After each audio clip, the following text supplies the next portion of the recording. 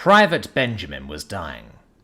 He'd taken a large piece of shrapnel to the abdomen and was fading fast. He'd followed his last orders and sent message to the fleet of the coming ambush. By all rights, he had earned his eternal rest, but the last words of his commanding officer rang in his mind. Make sure we didn't die for nothing. He would cling to life till the bitter end. He had to see with his own eyes that he and his company did not die in vain. Thousands of light years away, the death of humans was having a good time. It was Halloween, and he could walk around his mortals without fear of creating a panic. His normal aura of dread and finality was seeing, as a result of the spooky atmosphere of the season. So good was his mood that he decided to bend the rules a little.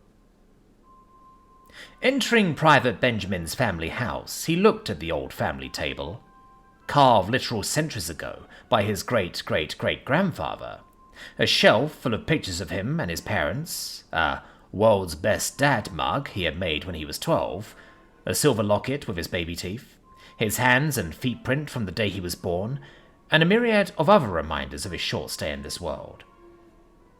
Death gently touched the table. It cracked from leg to leg to leg, creaked softly and fell to the floor in a heap, and on a battlefield far, far away, a dying soldier found the strength to last a few seconds more. As frames fell to the ground, shattering and shredding the pictures inside, Death was troubled. He had done the math, and none of these would be enough. He sat down to think his next move when Fox, Benjamin's old grey cat, entered the room, sat and meowed at Death. "No," said the ultimate end. The old cat gathered his strength, and leaped into his lap and looked him dead in his sockets. "Meow." Death reluctantly petted the grey cat, who curled into his lap, purred for a second and went to sleep, never to wake. Private Benjamin had stopped feeling any pain, and his eyes, while still wide open, had stopped seeing. Then something odd happened. He felt a sudden warmth in his stomach, followed by a strangely reassuring vibration. When the Terran fleet arrived to his outpost, he was wide awake when the silos claimed to have taken his company prisoner. The fleet's response was a merciless orbital barrage.